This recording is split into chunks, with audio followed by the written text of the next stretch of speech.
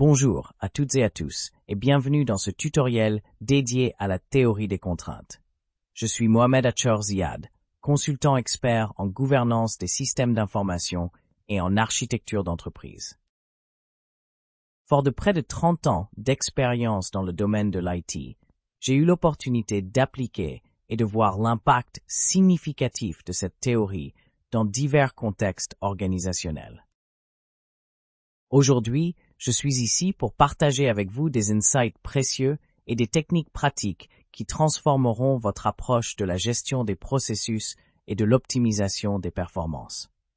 Que vous soyez débutant dans le domaine ou que vous cherchiez à affiner vos compétences, ce tutoriel est conçu pour vous fournir les outils nécessaires pour exceller. Alors, installez-vous confortablement et préparons-nous à plonger ensemble dans le monde fascinant de la théorie des contraintes. Alors, qu'est-ce que la théorie des contraintes et comment peut-elle transformer la gestion et l'optimisation des processus dans les entreprises? La théorie des contraintes est une méthode clé d'amélioration des processus qui complète bien le Lean. Développée par Eliyahu Goldratt, cette approche a été popularisée grâce à son roman didactique « Le But », publié en 1984. Dans ce livre, Goldratt rend la théorie des contraintes accessible au grand public en expliquant ses principes fondamentaux à travers une histoire engageante. Par la suite, il a approfondi l'application de cette théorie dans d'autres ouvrages, tels que « Ce n'est pas une coïncidence », où il explore l'application de la théorie des contraintes à des problèmes stratégiques, et « Le maillon faible », centré sur son application en gestion de projet. Goldratt a établi que l'objectif principal du management devrait être la génération de profits à court et long terme. Pour atteindre cet objectif, il est crucial de comprendre et de gérer efficacement le flux de production. Il illustre cette idée à travers une anecdote personnelle impliquant la supervision d'un groupe de jeunes scouts lors d'une randonnée. Parti à 9 heures, avec pour objectif de retourner au camp à 17 heures, il se rend compte à 13 heures qu'ils n'ont parcouru que 25% du chemin. En observant le désordre dans leur marche, il comprend que l'heure d'arrivée dépend du scout le plus lent, Herbie, qui est surchargé par un grand sac à dos. Ce jeune scout devient le symbole du goulot d'étranglement qui ralentit tout le groupe.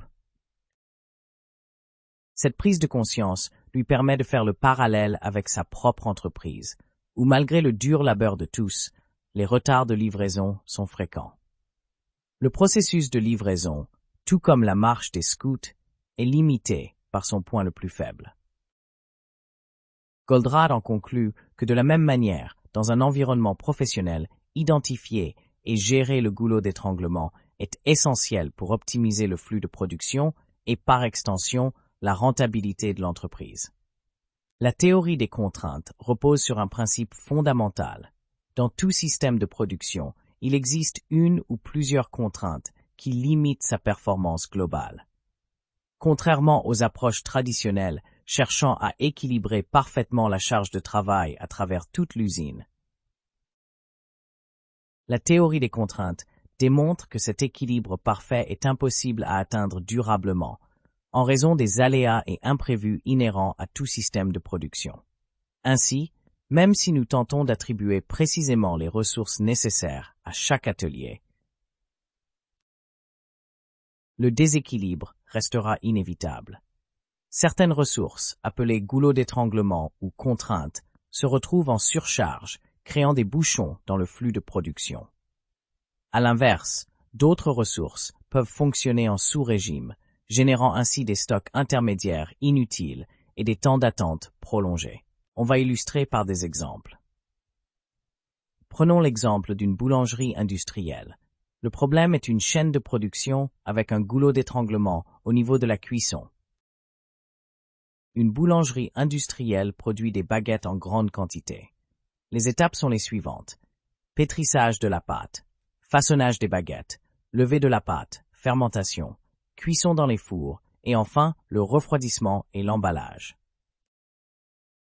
Ce qui a été observé, c'est que La boulangerie peut produire 5000 baguettes par heure, mais ses fours ne peuvent en cuire que 4000. Le résultat est bien un stock de pâtons non cuits qui s'accumule, et certains doivent être jetés. Et l'emballage et l'expédition sont souvent en attente, car les pains arrivent de manière irrégulière. Ajouter des robots plus rapides au façonnage ou à l'emballage ne résoudra pas le problème de production, puisque le four reste le goulot d'étranglement. Une meilleure approche serait d'adopter les principes de la théorie des contraintes pour une optimisation globale. Cela inclurait l'optimisation de l'utilisation des fours, en réduisant le temps de préchauffage et en rationalisant le placement des baguettes. Ajuster le rythme des étapes en amont est également crucial, par exemple en limitant la production de pâtons à 4000 par heure pour éviter l'accumulation en amont.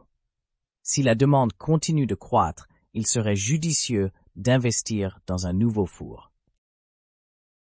En appliquant ces changements, la production deviendrait plus fluide, entraînant moins de pertes et une meilleure fluidité dans toute la chaîne. Prenons maintenant un autre exemple, c'est celui d'un centre d'appel. Le problème ici, c'est une équipe de service client, avec une contrainte sur le nombre d'agents disponibles. Le centre d'appel d'assistance technique fonctionne selon un processus structuré en 3 étapes pour gérer les demandes des clients. Initialement, un assistant répond aux appels et crée des dossiers. Ensuite, ces dossiers sont transférés à un technicien qui se charge de traiter et de résoudre les problèmes signalés. Enfin, un agent prend le relais pour vérifier que chaque cas a été correctement résolu et procède à la clôture des dossiers. Ce système organisé permet de s'assurer que toutes les demandes des clients sont traitées de manière efficace et systématique. Ce qui a été observé dans ce cas, le centre reçoit 1000 appels par jour, mais seuls 500 dossiers sont traités par les techniciens. Ce décalage entraîne un engorgement des tickets en attente, prolongeant ainsi les délais de traitement. Par conséquent, les assistants téléphoniques sont submergés par un volume accru de rappels de clients impatients cherchant à obtenir des mises à jour sur l'état de leurs demandes. Cette situation indique clairement un goulot d'étranglement dans le traitement des dossiers, impactant négativement l'efficacité du service et la satisfaction des clients. Dans ce cas de figure, ajouter plus d'assistants pour répondre aux appels ne résout pas le problème si les techniciens restent la contrainte principale.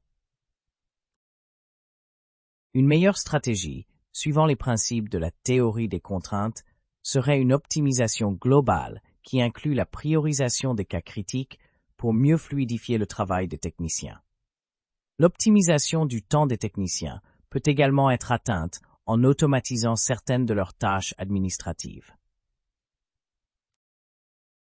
De plus, former certains assistants pour qu'ils puissent résoudre directement les problèmes simples peut grandement alléger la charge de travail des techniciens. Ces ajustements permettent une meilleure gestion des priorités et réduisent le temps d'attente des clients, sans nécessiter l'embauche de personnel supplémentaire.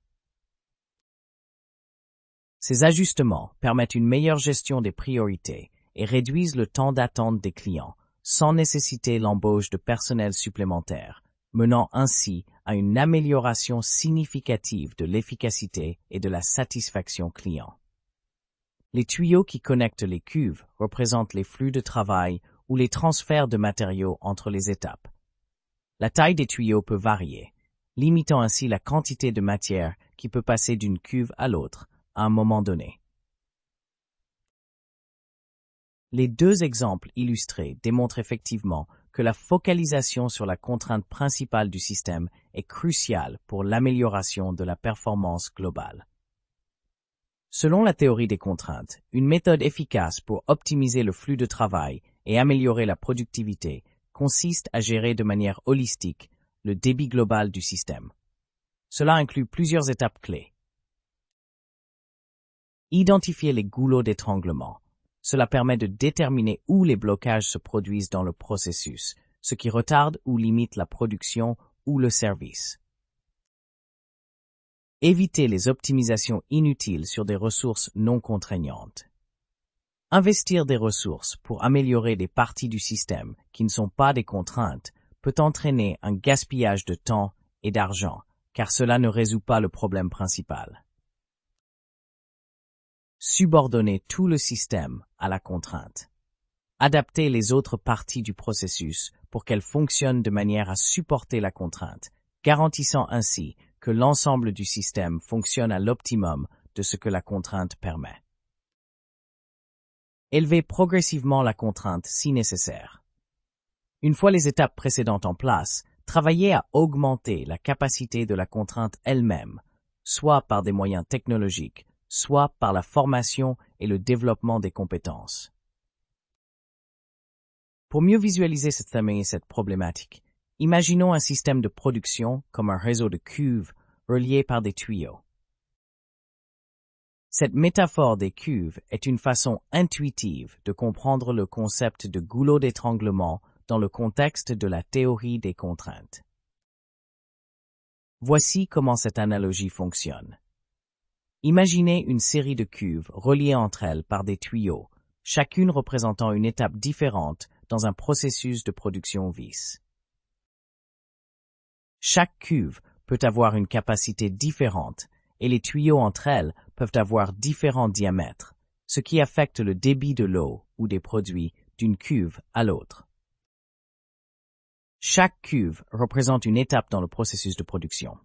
La capacité de la cuve symbolise la capacité de l'étape à gérer le travail ou les matériaux.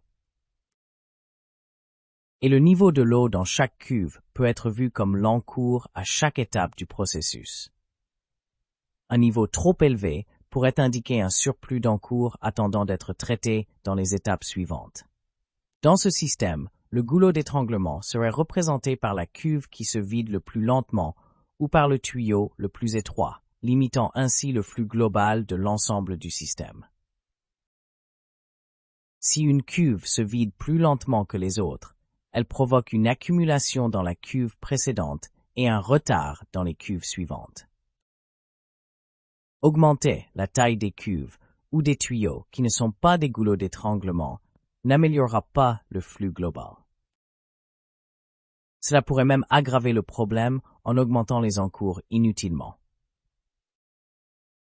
Une subordination à la contrainte est nécessaire, où les étapes du processus sont ajustées pour soutenir l'efficacité de l'étape qui agit comme un goulot d'étranglement.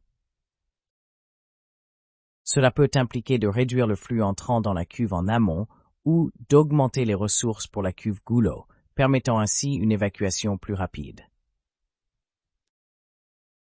De plus, si le goulot d'étranglement limite significativement le débit global, il peut devenir nécessaire d'augmenter la capacité de cette étape spécifique, peut-être en agrandissant la cuve ou le tuyau concerné. Ces ajustements garantissent que l'attention et les ressources sont concentrées là où elles sont le plus nécessaires pour améliorer l'efficacité globale du système. Cette métaphore aide à visualiser pourquoi il est crucial de se concentrer sur la contrainte la plus critique dans tout système pour améliorer efficacement la performance globale, plutôt que de se disperser sur des optimisations qui ne traitent pas le problème fondamental. Pour gérer efficacement les flux autour du goulot d'étranglement, la théorie des contraintes propose un modèle organisationnel appelé tambour, tampon, corde. Le tambour, c'est le rythme de production imposé par la contrainte. Il définit la cadence du système en fonction de la capacité réelle du goulot. En d'autres termes, toute l'usine doit se synchroniser avec cette ressource limitante pour éviter des gaspillages et des files d'attente inutiles. Le tampon, il représente une marge de sécurité placée avant et après la contrainte, afin d'absorber les perturbations et éviter qu'un incident en amont ne paralyse la production. Ce tampon permet également de garantir les délais de livraison en intégrant une protection contre les aléas en fin de chaîne. La corde, c'est le mécanisme de régulation des flux qui veille à ce que les matières premières et les ordres de fabrication n'arrivent pas en excès par rapport à la capacité du goulot. Il s'agit d'un flux tiré, où l'on ralentit les lancements lorsque l'usine est saturée et on accélère lorsqu'un risque de rupture apparaît. Ce modèle permet d'éviter les gaspillages et d'optimiser l'utilisation de la contrainte. Si on voudrait illustrer par des exemples. Prenons le cas de la boulangerie industrielle, qui produit des baguettes en grande quantité et dont les étapes sont le pétrissage de la pâte, le façonnage des baguettes, la levée de la pâte ou la fermentation, la cuisson dans le four qui représente le goulot d'étranglement, et enfin le refroidissement et emballage. L'application du modèle théorie des contraintes dans cette boulangerie industrielle utilise 3 composants clés pour optimiser le flux de production. Le tambour représente le rythme imposé par la contrainte principale, qui est le four dans ce cas, dictant une cadence de production de 4000 baguettes par heure. Toutes les autres étapes du processus doivent s'aligner sur cette cadence, même si elles ont la capacité de produire plus rapidement. Les tampons servent de marge de sécurité.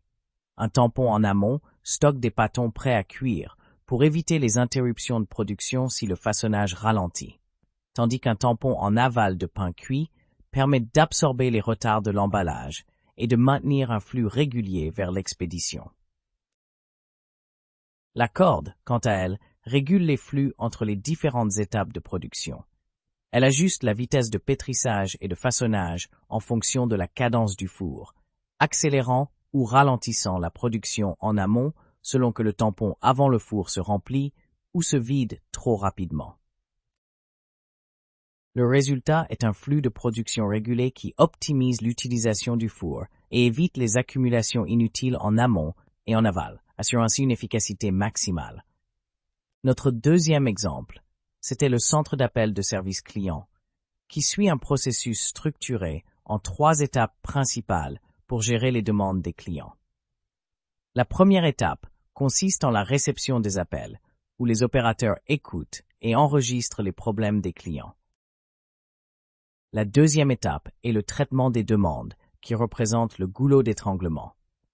Et la troisième et dernière étape est la validation et la clôture des dossiers, où l'on vérifie que chaque problème a été résolu correctement avant de fermer le dossier du client.